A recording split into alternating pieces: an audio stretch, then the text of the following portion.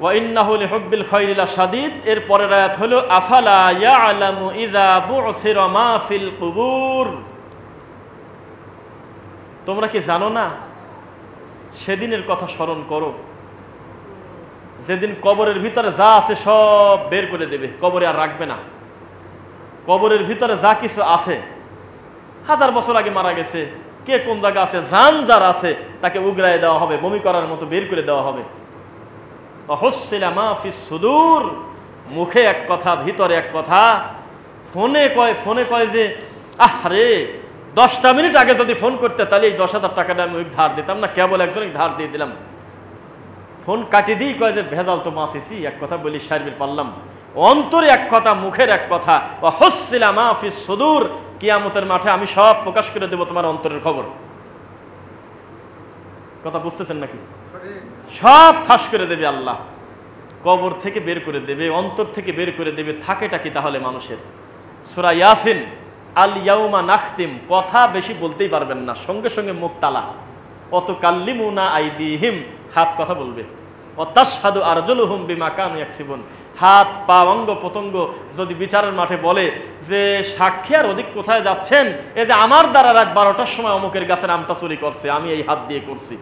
একটা লোকের অপরাধী হওয়ার জন্য এর চেয়ে বড় সাক্ষী আর কি চাচ্ছেন বলেন? একটা লোককে অপরাধী প্রমাণ করার জন্য গোটা গ্রামবাসী মিলে ইউনিয়ন পরিষদের সামনে বিচার হচ্ছে, কোনো সাক্ষী মন মতো কথা বলতে পারতেছে না, টিকতে পারতেছে না, পক্ষ বিপক্ষ বহু কথা। হঠাৎ করে ওই ছেলের, তারপর সন্দেহ করা হলো, ওই ছেলের বাপ দাঁড়ায় পিছন থেকে বলতেছে যে আমি নিজে সাক্ষী দিচ্ছি, আমি অমুকের বাপ, আমার ছেলে চুরি করছে, আমি সাক্ষী দিলাম। আর কি কোনো সাক্ষী লাগে?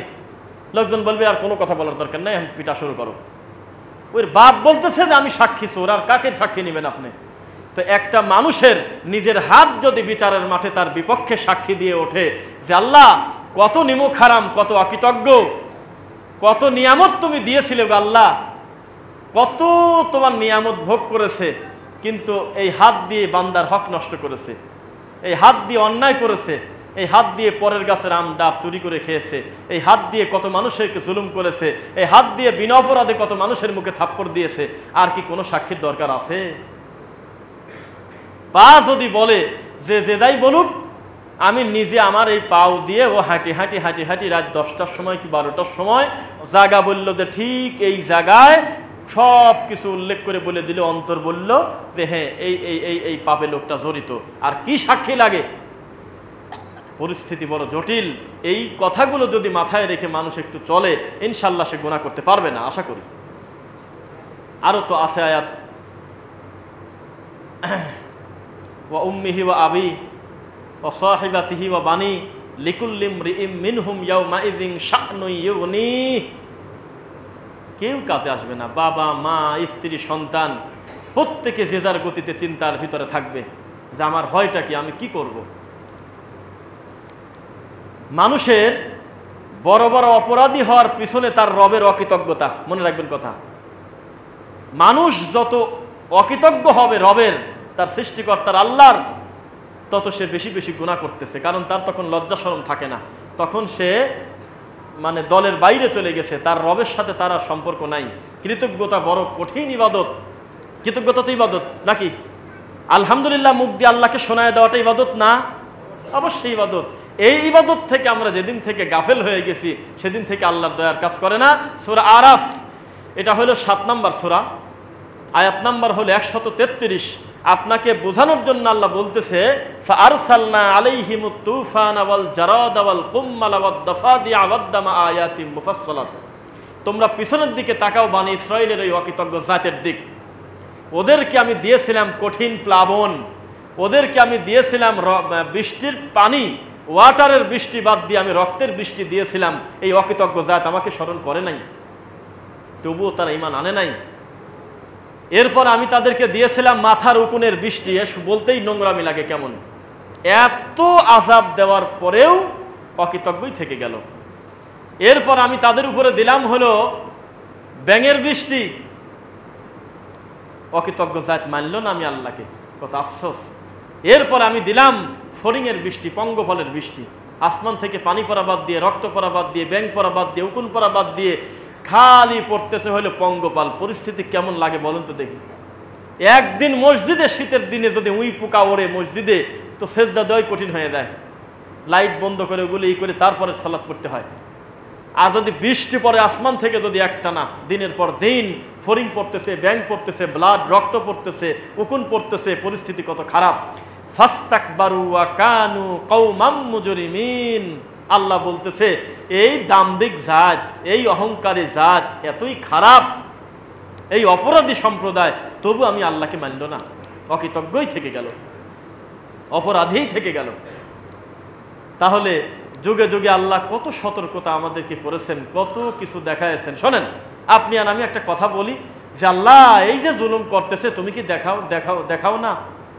এই যে পাপ করতেছে তুমি একটু দেখাতে পারো না কিছু? আল্লাহ বিভিন্ন ব্যক্তির উদাহরণ দেয়, দেশের উদাহরণ দেয়, এত অন্যায় হচ্ছে, আল্লাহ তুমি কিছু করতে পারো না? এক একটা কথা বললেন, আল্লাহ দেখায় না।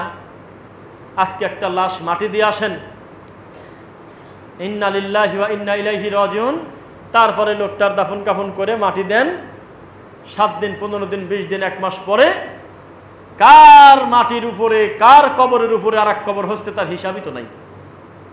ভেঙে যাচ্ছে অনেকের কবর, হাড় হাড্ডি নিয়ে চলে যাচ্ছে, ফাঁকা হয়ে আছে, ওর উপরে আবার আর একটা কবর হচ্ছে, এটা স্বাভাবিক। এক কবরের উপরে আর এক কবর হয়ে যাচ্ছে, 6 মাস বছর পর 3 মাস পর ও কবরের অস্তিত্ব নাই। যদি থাকেও দেখা গেল যে বেশিরভাগ ক্ষেত্রে হাড় হাড্ডির অংশ পাওয়া যাচ্ছে, কি থাকে আর? বিবাদানিকালি তাকুন আলিমান খলফাকা আয়া। কিন্তু ফেরাউনের লাশের দিকে আপনি তাকাবেন, হাজার হাজার বছর আগের লাশ আল্লাহ অক্ষত রেখে আপনাকে দেখাচ্ছে, আর বলতেছে ফানজুরু কাইফা কানা আকিবাতুল মুকাদ্দিবিন। তোমরা 2 চোখ দিয়ে তাকায় দেখে ভ্রমণ করো আর দেখো আমি বেঈমানদেরকে, মিথ্যাবাদীদেরকে কি পরিণতি করে রাখছি। তা আমি যদি না দেখি সে দোষ কি আল্লাহর? আমার নিজের দোষ না? দেখাচ্ছে আল্লাহ, আমরা দেখতেছি না? প্রত্যেকটা মানুষ, প্রত্যেকটা পাপীকে আল্লাহ ফেরাউন করে লাশ অক্ষত রাখবে, তারপরে আল্লাহকে মানবো, এই কি একটা কথা হলো? এই কি এটা মুসলমানের মুখের ভাষা? প্রত্যেকটা মানুষকে তার পাপের শাস্তি দুনিয়ার সকলের সামনে আল্লাহ দেখায় দেবে, তারপরে আল্লাহকে মানবো, এই একটা কথা? মুসলমান চলবে হলো সামি'না ওয়া আতা'নার গতিতে। শুনলাম কি মানলাম, কথা যদি আল্লাহর হয়, কথা যদি আল্লাহ রাসূলের হয়, তাহলে আমরা শুনলাম কি মেনে নিলাম, নো এক্সকিউজ। আর যদি কথা খারাপ হয়, কথা মিথ্যা হয়, কথা বিদাত হয়, কথা শিরিক হয়, কথা কুফরি হয়, কথা কুসংস্কার হয়, আমার বাপ বললেও মানব না। এই গতিতে থাকতে হবে আমাদের, তাহলে আমরা সঠিক দিন পাবো ইনশাআল্লাহ। আল্লাহ সুবহানাহু ওয়া তাআলা তিনি আফসোস করতেছেন, ইয়া হাসরাতান আলাল ইবাদ। আল্লাহ বলতেছে আমার একটা আফসোস, আফসোসটা হলো আমার বান্দার প্রতি, দাসের প্রতি, এরা অকৃতজ্ঞ। এদের কাছে আমি বার্তাবাহক হিসেবে আম্বিয়া আলাইহিমুস সালাতু ওয়াস সালাম, নবী পাঠালাম, রাসূল পাঠালাম, কিতাব পাঠালাম, বার্তাবাহক পাঠালাম, মেসেঞ্জার পাঠালাম, ভীতি প্রদর্শনকারী পাঠালাম, সুসংবাদদাতা পাঠালাম, কিন্তু এরা সহজে আমি আল্লাহকে মানে না। ওয়ামা ইউমিনু আকসারুহুম বিল্লাহি ইল্লা ওয়া হুম মুশরিকুন। তারা ঈমান আনে কথা ঠিক, তবে ঈমানের সাথে শিরিক করে তারা, নাউযুবিল্লাহ।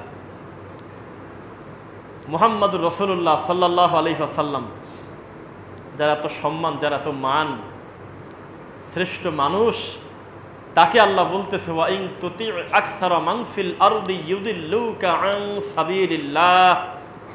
আপনি অধিকাংশ মানুষের ইত্তেবা অনুসরণ করেন না, সবার পরামর্শ নিয়ে, সবার সাথে বুদ্ধি করে, সবার অনুমতি নিয়ে, সবার মন খুশি করে আপনি চলতে পারবেন না, চলেন না। ইউদিল্লুকা আন সাবিলিল্লাহ, তাহলে তারা আপনাকে মূল রাস্তা থেকে গোমরা করে আরেক রাস্তায় নিয়ে যাবে। এ বড় কঠিন জাত। মানুষের প্রতি যেমন অকৃতজ্ঞ, ঠিক আল্লাহর প্রতিও মানুষ তেমন অকৃতজ্ঞ। আল্লাহ আমাদেরকে কৃতজ্ঞ আদায় করা, কৃতজ্ঞতাশীল, প্রশংসাকারী, তুমি যে একমাত্র আমাদের সৃষ্টিকর্তা আল্লাহ সুবহানাহু ওয়া তাআলা, তোমার যথাযথ মান দেওয়ার তৌফিক তুমি আমাদের দাও আল্লাহ। আমরা যেন তোমার কৃতজ্ঞতা স্বীকার করতে পারি, এই তৌফিক তুমি দাও আল্লাহ। তো আল্লাহ সুবহানাহু ওয়া তাআলা সময়ে সময়ে আমাদেরকে বিভিন্ন কিছু জানাইছেন, বোঝাইছেন, যাতে আমরা সতর্ক হতে পারি। এরপরে আমরা আরেকটা সূরা পড়ি, সূরা সংখ্যা নাম্বার 103, সূরার নাম হলো সূরা আসর। সূরা আসর। ওয়াল আসর, শুরুতেই আল্লাহ সময়ের কসম করতেছেন, আসরের কসম করতেছে আল্লাহ, ওয়াও দিয়ে শুরু। ইন্নাল ইনসানা লাফি খুসর, আল্লাহ যদি বলে যে নিশ্চয়, আর কি সাক্ষী লাগে? আর কি কোনো দরকার আছে কথা বলার? নিশ্চয়ই মানুষ মানেই হইল ক্ষতিগ্রস্ত, এখানে কোনো অপশন রাখে নাই। এইবার বলতেছে ইল্লা, তার মানে আগের কথাটা ঠেকায় দিচ্ছে, একটা শর্ত দিচ্ছে, তারা বাদে, তারা ব্যতীত, ওদের কথা বাদে, এইভাবে একটা কথা বলতেছে ইল্লা বলে। আল্লাযীনা আমানু, তারা বাদে কারা? যারা ঈমান আনছে। ওয়া আমিলুস সালিহাত, শুধু ঈমান আনলে হবে না, নেক আমল করতে হবে, আমলে সলেহ করতে হবে। ওয়া তাওয়াসাউ বিল হক, হকের উপরে অবিচল থাকতে হবে। ওয়া তাওয়াসাউ বিস সবর, বাধা যতই আসুক সত্যের পথে ধৈর্যের পরিচয় দিতে হবে ইনশাআল্লাহ। ইনশাআল্লাহ এই কাজ না করা পর্যন্ত আমার আর আপনার সার্টিফিকেট দিচ্ছে না আমরা হলে ক্ষতিগ্রস্তের ভিতরে আছি, কথা ঠিকই। তাহলে আমাদের কি পরিমাণ আল্লাহ সুবহানাহু ওয়া তাআলার প্রতি কৃতজ্ঞ হতে হবে। আপনি সারা জীবন শিরিক বিদাত কুফর কিছু বোঝেন নাই, এমনি দিন ধর্ম যা ইচ্ছা মনে করে চলছেন, কিচ্ছা কাহিনী যা ইচ্ছা চলেছেন। হঠাৎ করে শেষ বয়সে আল্লাহ আপনার হেদায়েত দিয়ে দিয়েছে। হেদায়েত যেদিন দিয়েছে তার পরের দিন 3 কোটি টাকা চুরি হয়ে গেছে আপনার বাড়ি থেকে। যেদিন হেদায়েত আল্লাহ সুবহানাহু ওয়া তাআলা সঠিক দিন বোঝার তৌফিক আপনাকে দিয়েছে, তার পরের দিন আপনার বড় ছেলে মরে গেছে। যেদিন আল্লাহ সুবহানাহু ওয়া তাআলা আপনাকে দিনের বুঝ দিয়েছে, তার পরের দিন আপনার বউ আপনাকে ছেড়ে চলে গেছে। যেদিন আল্লাহ সুবহানাহু ওয়া তাআলা আপনাকে দিনের সঠিক বুঝ দিয়েছে, সেদিন নিজের চাচা ধরে আপনাকে পিটাইছে। আপনি মায়ের ব্যথা বাদ দিয়ে, কোটি টাকা হারানোর চিন্তা বাদ দিয়ে, ছেলে মারা গেছে এই চিন্তার চাইতে সবচেয়ে বেশি গুরুত্ব দিবেন আল্লাহ, এর চেয়ে বড় নিয়ামত তুমি গতকালকে আমাকে দিয়েছো আল্লাহ। একটা মানুষের জন্য দিনের সঠিক বুঝ পাওয়া, হেদায়েত পাওয়া, এর চেয়ে বড় নিয়ামত আর হতে পারে না, নাকি? ওই ইংরেজিতেই তো কথাটা আছে যে money is lost, nothing is lost. টাকা পয়সা লস্ট হয়ে গেলে, হারায় গেলে কি হয়? Health is lost, something is lost. স্বাস্থ্যের কোনো ক্ষতি হলে সাময়িক হয়তো কিছু অসুবিধা হয়, অল্প কিছু, but character is lost, everything is lost.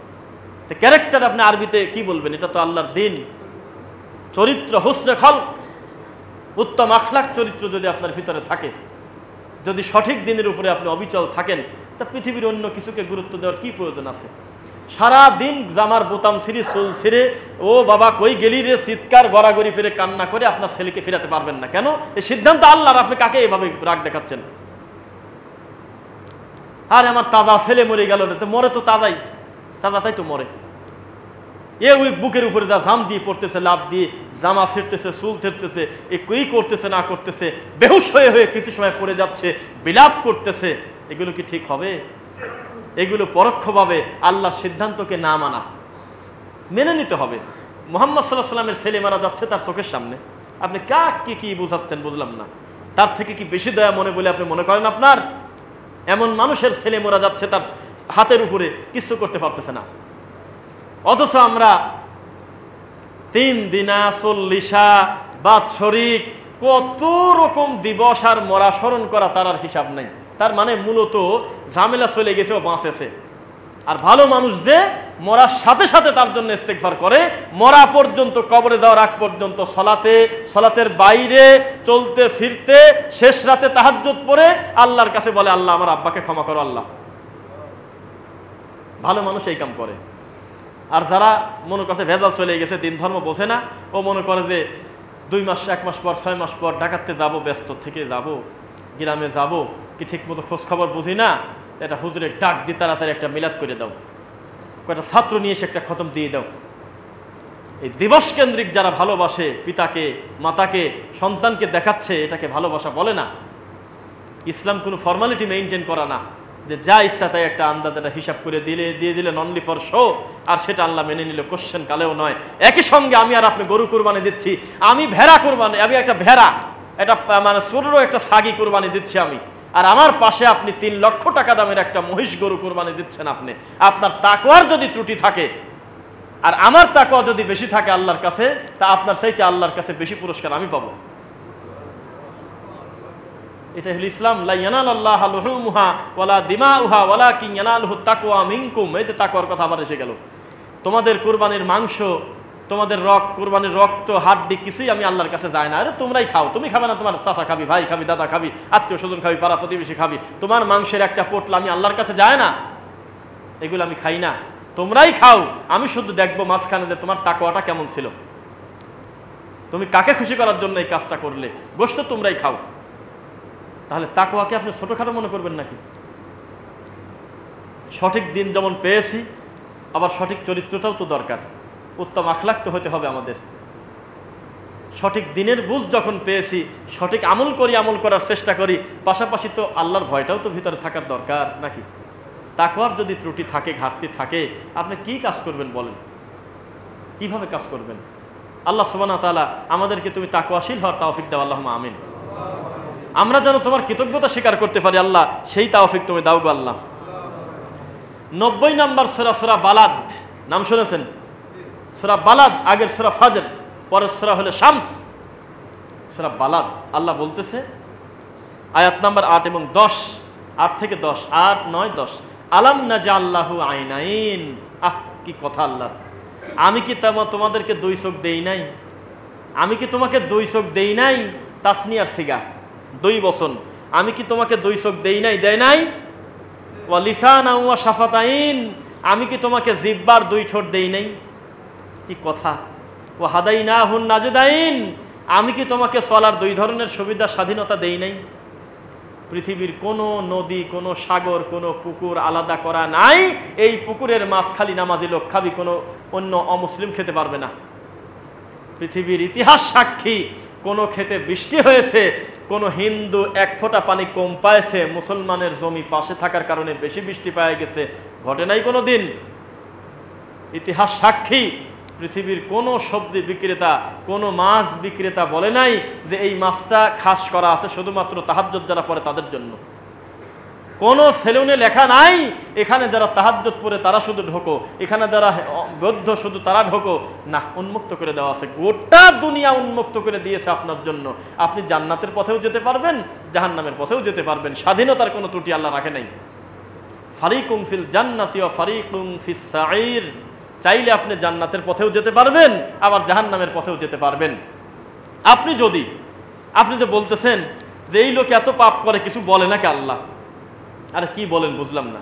এমনও মানুষ আছে 5 ওয়াক্ত ফরজ সালাত তো পড়ে না, জুমা পড়ে না তো পড়ে না, ঈদের জামাতে যায় আবার 1 রাকাত ফেল করে।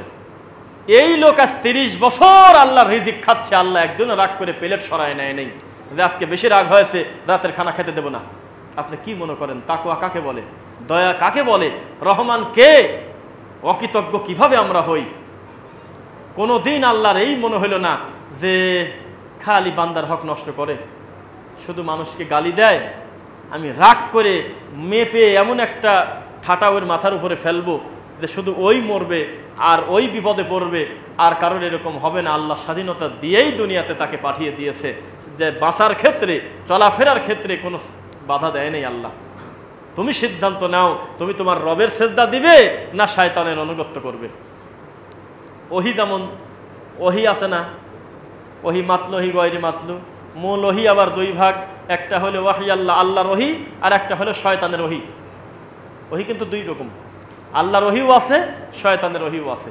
আল্লাহর ওহি পবিত্র কোরআন এবং রাসূলুল্লাহ সাল্লাল্লাহু আলাইহি ওয়াসাল্লামের সহিহ হাদিস, এটা কি সন্দেহ আছে কিনা? আর শয়তানের ওহি কার? পীর ফকির নিয়ে বসে আছে, কি বলে দিচ্ছে, এ বাবা তুমি বগুড়া গাবতলী থেকে আসো নাই রে বাবা? হ্যাঁ বাবা। এই বাবা ঠিক পাইলো কিভাবে? বাবা তো শয়তান জেনের কাছ থেকে শুনে নেছে। বাবার এজেন্ট সেট করা আছে ওই মোড়ে, 7 মাথা মোড় যখন তুমি ঢোকো ওই ঠাকুরের লোক রেডি করা আছে। ভাই বাড়ি কোথায়, কোন জায়গায় যাচ্ছেন ভাই? এই রিক্সায় ওঠেন ভাই, একবারে সোজা গাবতলী নিয়ে যাবেনি, ওই ঠাকুরের এজেন্ট বসে আছে ওখানে। বাবা আগেই ঠিক পেয়ে গেল যে তো রোগী একটা আসতেছে আজকে রাজশাহী থেকে কি নওগাঁ থেকে কি নাটোর থেকে। এটার নাম হইল শয়তানের ওহি। শয়তান ওদেরকে ডিলারশিপ দিয়ে জায়গায় জায়গায় এই নোংরামি করাচ্ছে। 2-1টা কথা মিলে গেলে, ও বাবা, বাবা কি শোনাইলা বাবা, বাবা আমার বাড়ি নওগাঁ তুমি কিভাবে জানলে? বাবার মুখে 4 দিক কষিয়ে দেও থাপ্পড়, বাবা 1 চুল টেরও পায় না দেখে এখন মায়ের খাবো আমি তা জানেই না। গায়েবের মালিক একমাত্র আল্লাহ সুবহানাহু ওয়া তাআলা, তিনি ছাড়া কারোর হাতে গায়েবের কোনো খবর নাই। অলৌকিকতা, বুজুর্গতা, আশ্চর্য কোনো কিছু দেখানো, এক্সেপশনাল কিছু প্রেজেন্ট করা, মানুষের সামনে অস্বাভাবিক অ্যাবনর্মাল কিছু শো করাটাই যদি ইসলামের বড়ত্ব হতো, তাহলে একটা মসজিদের ইমামের চাইতে বড় বুজুর্গ হলো সার্কাস খেলা দেখায় ওরা। দেখেন অবস্থা কি করে, রড লাইট কামরা ভেঙে দিচ্ছে, গলার সাথে চিকন হোক মোটা হোক রড বাজায় বাঁকা করে ফেলতেছে। ছোট্ট একটা সাইকেল এক চাকার পথ দিয়ে টানিয়ে নিয়ে চলে যাচ্ছে, সাধারণ একটা ছোট একটা তারের উপর দিয়ে হাঁটে চলে যাচ্ছে, কূপের মতো একটা বানায় ওর ভিতর দিয়ে সাইকেল ঘুরতেছে। হুজুর কোথাতে দেখলেন? এগুলো তো দেখা হয়ে গেছে ছোটবেলায় নাকি, আমরা তো দেখছি এই সার্কাসগুলো দেখছি। ছোট্ট একটা বলে শিকল নাকি, না শিকল না, আরে সহযোগিতা করেন, বালা, বালা, হ্যাঁ তো ভাই বলছে, এই বালার ভিতর থেকে একটা মানুষ চলে যাচ্ছে। কিছু কিছু জায়গায় দেখছি যে মানুষকে মাটি দিয়ে দাফন করে দিচ্ছে, উপর দিয়ে ঢেকে মেখে, আবার 1 ঘন্টা পর বাইর করতেছে।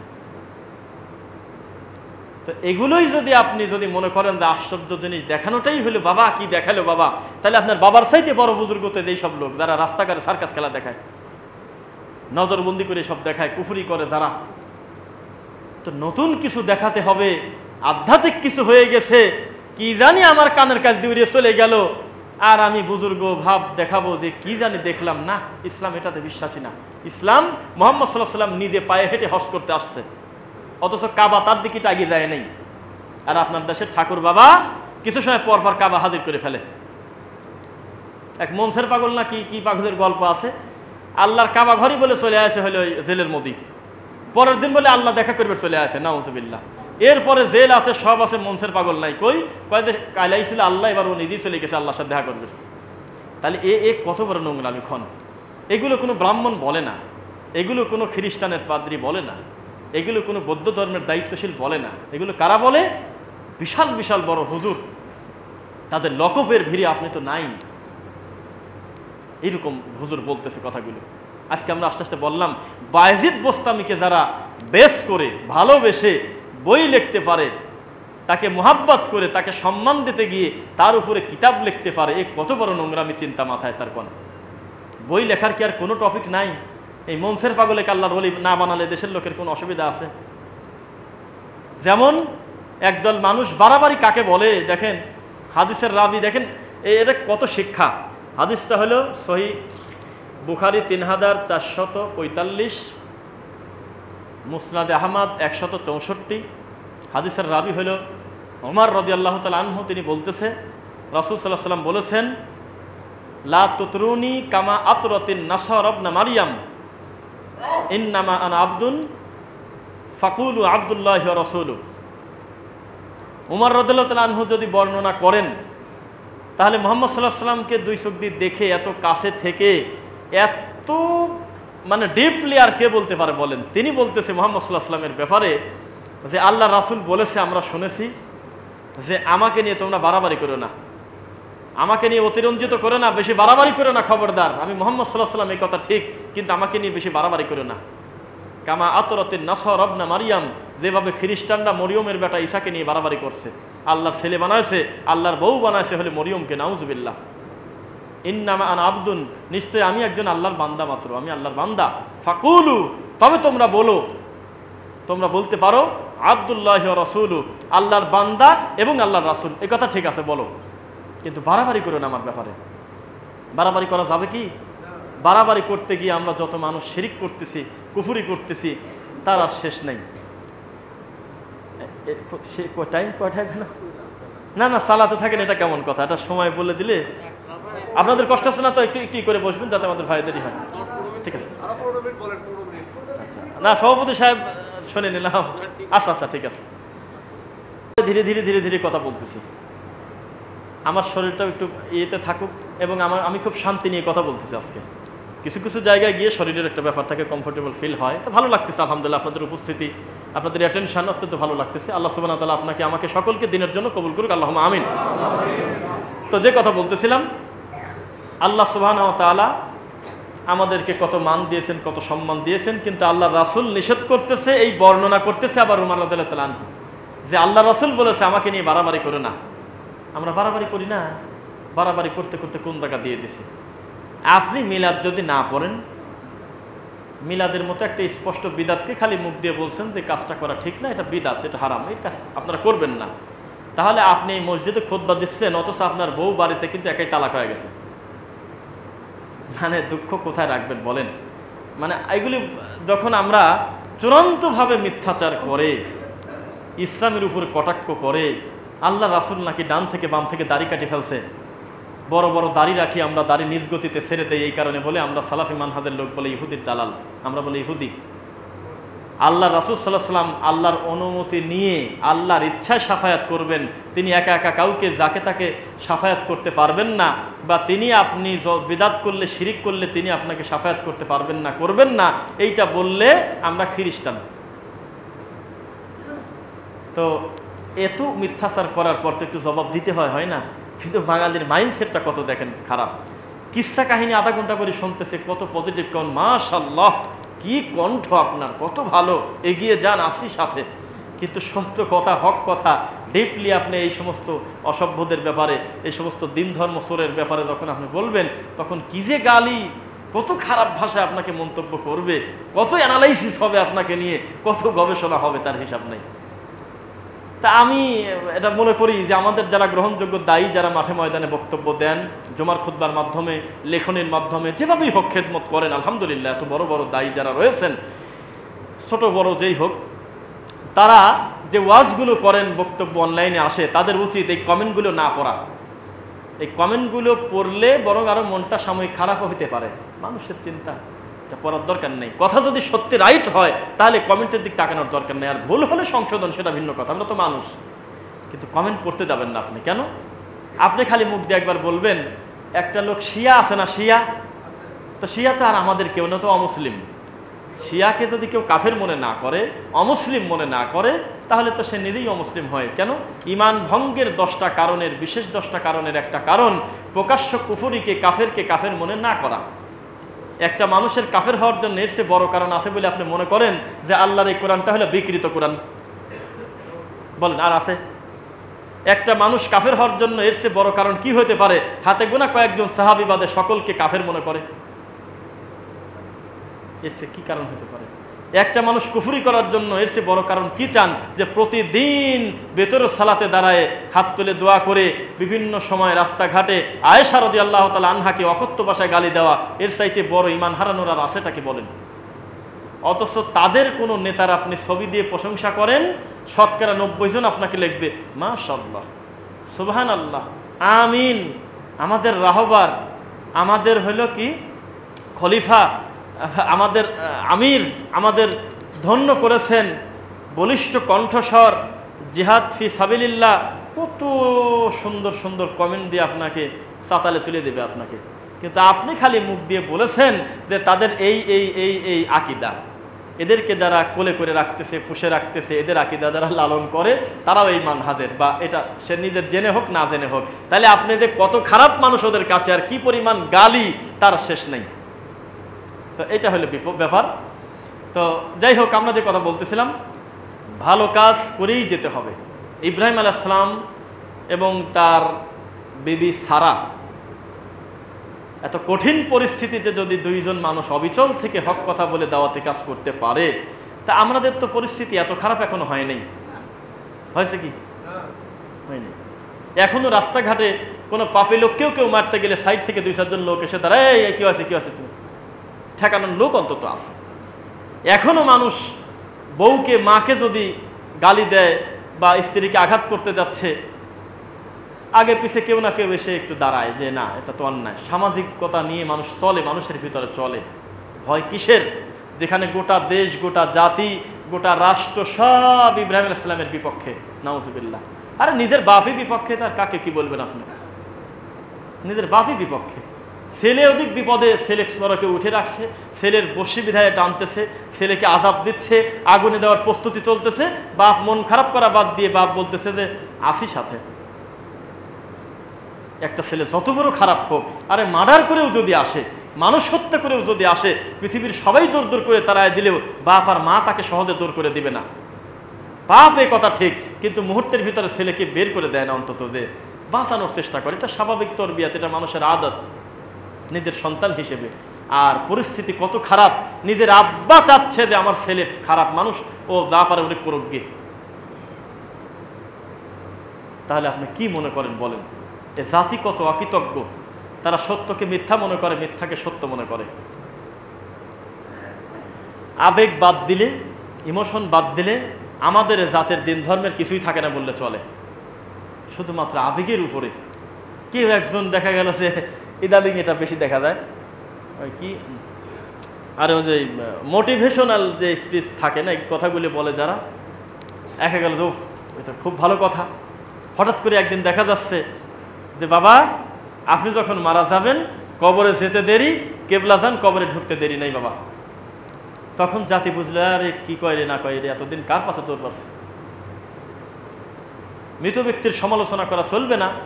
একজন মানুষ খুব হিসাব করে চলতে হবে আমাদের, ভালোকে ভালো বলতে হবে, মন্দকে মন্দ বলতে হবে। অনেকদিন আগে আমি নিজেও হঠাৎ করে একটা ক্লিপ আমি একজন লোকের শুনলাম, কেউ বলবেন না, মানুষের বলবেন থাকে, এরকম নামও মনে নেই, যাই হোক একটা ওয়াজেরই, যে তুমি এখনো নামাজ পড়ো নাই, খুব ইমোশন নিয়ে খুব খুব মানে খুব নিয়ে কথাগুলো বললে আমি খুব গুরুত্ব দিয়ে শুনলাম, এবং এত বেশি ভিউজ, এত মানুষ দেখতেছে এবং অনেক উপকৃত হচ্ছে হয়তো বলে মনে হলো আর কি। সবাই বাস কিছু কি 2-4টা ক্লিপ শুনতে মানুষ শোনে, আমাদের কাছেও আসে, দেখি হঠাৎ করে একদিন দেখলাম যে উনি মানুষকে মাথা নিচু করতে বলতেছে, যে মাথাটা নিচের দিকে করে যারা মুরিদ হবেন মুরিদের নিয়ত করে ফেলেন। তখন খুব কষ্ট লাগলো যে আরে আকীদা কি জিনিস। একজন সাহাবী এসে বলতেছে আল্লাহ নবীর কাছে যে আমি আল্লাহর কাছে কি চাইব, একটা দামি জিনিসের নাম বলেন তো। আল্লাহ রাসূল বললেন কুল আমানতু বিল্লাহ, তুমি বলো যে আমি আল্লাহর উপর ঈমান আনলাম, সুম্মাস্তাকিম, শুধু ঈমান না, আমি ঈমান নিয়েই স্থির থাকতে চাই, দৃঢ় প্রতিজ্ঞমান হয়ে আমি কবরে যেতে চাই ইনশাআল্লাহ। এর চেয়ে বড় নিয়ামত আর নাই। সালাফি মানহাজে বহু খেদমত আল্লাহ যাদেরকে দিয়ে নিয়েছিলেন, কত বিদআত শিরকের ব্যাপারে যাদের কঠিন ভূমিকা ছিল, আজকে সময়ের কারণে বলা ঠিক না, নিজেরই ভুলেই আজকে মানে অসংলগ্ন কথা বলার কারণে তার সুম্মাস্তাকিমটা টিকে থাকে নাই। কত খেদমতি আল্লাহ নিয়েছে, কিন্তু হেদায়েত লং টাইম রানিং থাকা এটা বড় কঠিন জিনিস।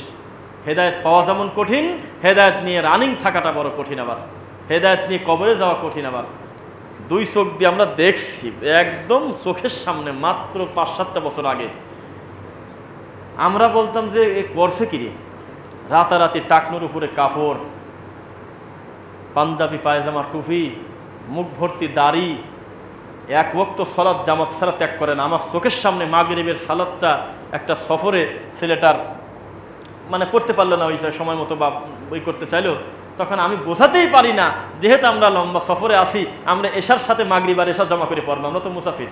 ও মানেই না, কারণ এটা কাম হইল নাকি আমার, আমি ইচ্ছা করি এক ওয়াক্ত আমি জামাত ত্যাগ করি না, তাহলে কত ব্যথা, কত দরদ।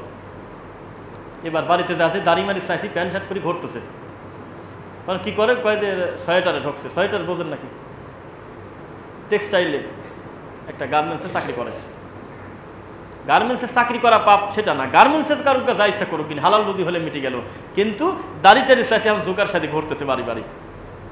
অথচ মাত্র কয়েক বছর আগে আমি দেখছি এত সুন্দর লেবাস, এত সুন্দর এত দিন ধর্মের ব্যাপারে খুব অ্যাক্টিভ ছেলে, আল্লাহর ঘরে মুয়াজ্জিন ঢোকার আগে ও ঢুকে পড়ে। ইমান আনছে কথা ঠিক, সুম্মাস্তাকিম হয় নাই, ইমানের উপরে দৃঢ়ভাবে টিকে থাকার তৌফিক হয় নাই। তাহলে ইমানের উপরে আমরা টিকে থাকতে চাই কিনা? ইনশাআল্লাহ। আল্লাহ তুমি কবুল করো। বাহ, ও ঘুমাচ্ছে মনে হয়, তাও বলতেছে যে ইনশাআল্লাহ বা আসি। মুসলমান তার 24 ঘন্টা ইবাদত। ওয়ামা খলাকতুল জিন্না ওয়াল ইনসা ইল্লা লিয়াবুদুন, মানুষকে অন্য কারণে সৃষ্টি করি নাই ইবাদত বাদে।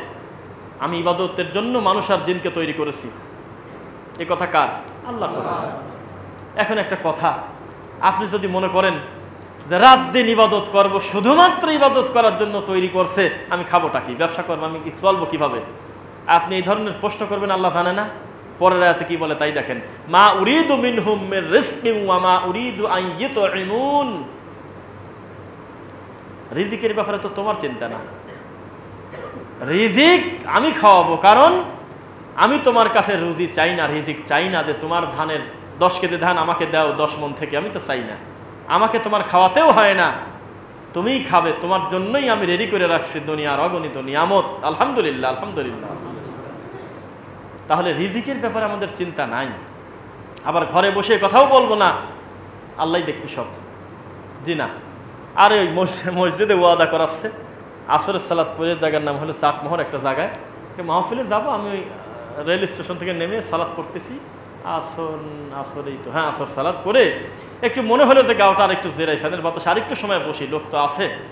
তো সালাত পড়ার পর ডানে বামে সালাম ফিরানোর পর মোনাজাতের পর আমাদের দেশে প্রায় 50% মসজিদে তো জানেন যে মুসল্লি গোল হয়ে যায়, কিছু একটা পড়বে, তাই না? কোরআন এবং সহিহ হাদিস বাদে কিছু একটা পড়বে, তাড়াতাড়ি গোল হয়। তো গোল হইলো, আমি বসেই আছি, আমি আমার কাজ করতেছি, আমি জামাত পাইনি, আমি আমার মতো সালাত পড়ে আমি বসে আছি। তো ওনারা কিছু সময় বক্তব্য দেওয়ার পরে শেষে বলতেছে যে 3 দিনের জন্য কারা কারা যাবেন হাত তোলেন, কি মাঠে যাবেন কারা কারা, বড় মাঠে, তো অথবা চিল্লায়।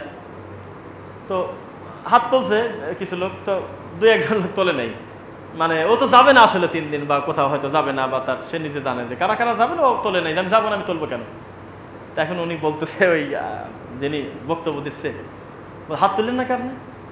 তো উনি, আমার ভালো মনে আছে, চাটমোহর পাবনা জায়গার নাম, যে না আমি তো যাবো না, খালি খালি আমি একটু দোকান খুলবো, আমি আপনারা কথা বললেন, আমি একটু কথা শুনলাম। আরে বোঝেন নাই আপনি হাত তোলেন, 3 দিন যাওয়ার নাকি হয়ে যাবেনি, কথা বোঝেন নাকি? আপনি হাত তোলেন, আপনি হাত তুলি, আপনি শরিক হয়ে গেলেন, মনে করেন আল্লাহ এটা দেখবে। দোকান খোলেন ঠিক আছে, কিন্তু আপনি হাত তোলেন, তাহলে উনি বলতেছে যে আমি এখন যা দোকান খুলবো, আমি যাবো না, কিন্তু হাতটা তোলা লাগবে। তাহলে অবস্থাটা কি জিনিস দেখেন। তো এরকম হলে আবার মুশকিল। আল্লাহর ঘরটা দখল করে আছে ফাজাইল সিরিজ দিয়ে, আল্লাহর ঘরটা দখল করে, দখল শব্দটাই বললাম, মকসেদুল মুমিনিন, বেহেশতে দেবর, তাজকিরাতুল আউলিয়া, নিয়ামুল কোরআন, কাসাসুল আম্বিয়া, কত বই আছে। তা আমার কাছে ব্যাগে কিছু বই আছে, আর সামনের মাহফিলে আমি আপনাদেরকে দেখাবো এই বইগুলো মানুষকে কিভাবে ঈমান হারা করতেছে, মানুষকে কিভাবে ধোঁকা দিচ্ছে মিষ্টি কথায়, এটা সময় সময় দেখাবো। কেননা আপনার দৃষ্টিতে মনে হতে পারে কই ডানে বামে তাকা তো বেহেশতে দেবর পাই নে, কিভাবে পাবেন? একটু আপনার এরিয়া বাউন্ডারি থেকে বের হন, বের হয়ে দেখেন এদেশের প্রায় 60% মসজিদে আল্লাহর ঘরে আল্লাহর কোরআন এবং রাসূলের সহিহ হাদিসের একটু জায়গাও নাই। আল্লাহর ঘরের মেম্বারটা দূরে বসে আছে, যেখানে ইমাম খুতবা দেয় তার সামনে ডানে বামে আলমারিতে আল্লাহর কোরআনের বিশুদ্ধ অনুবাদ এবং রাসূলের সহিহ হাদিস বাদে সবই পাবেন। কি বলেন আপনি? তো সেগুলো আমরা আজকে না দেখাই, বই আছে, মনে করছিলাম যে বের করে নিয়ে এসে সিরিয়ালেতে দেখলাম যে না, অনেক কথা শুনতে পারবেন না, তখন ইনশাল্লাহ আমরা দেখাবো সময় সময়। আল্লাহ সুবহানাহু ওয়া তাআলা আমাদেরকে তোমার দিনের জন্য কবুল করো। জুমার খুতবার প্রথম পর্ব এ পর্যায়ে আমরা শেষ করছি। বারাকাল্লাহু লানা ওয়া লাকুম ফিল কুরআনিল আযীম।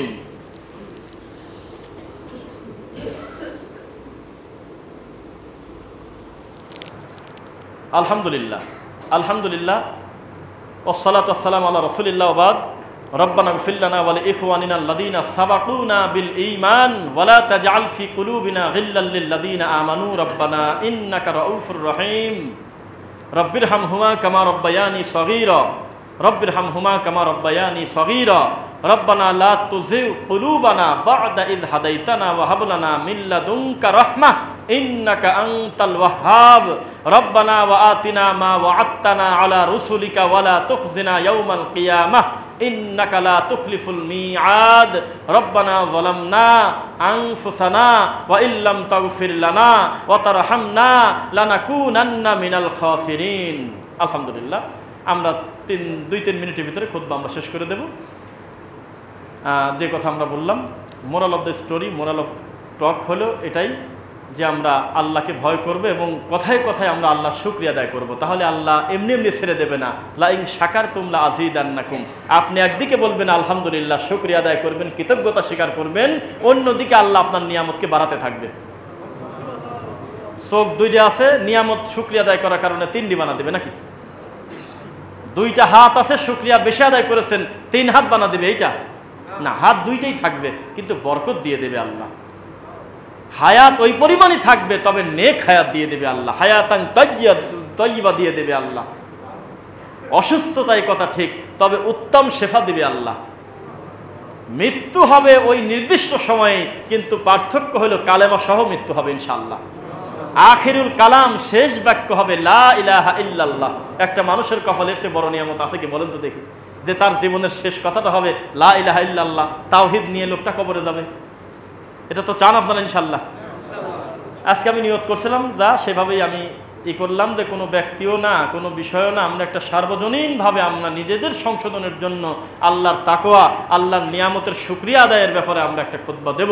আমি আশা করি যে কথাগুলো আপনাদের সামনে বললাম খুব বেশি আপনাদের খারাপ লাগার কথা না। আশা করি কথাগুলো আপনারা আমল করবেন ইনশাআল্লাহ।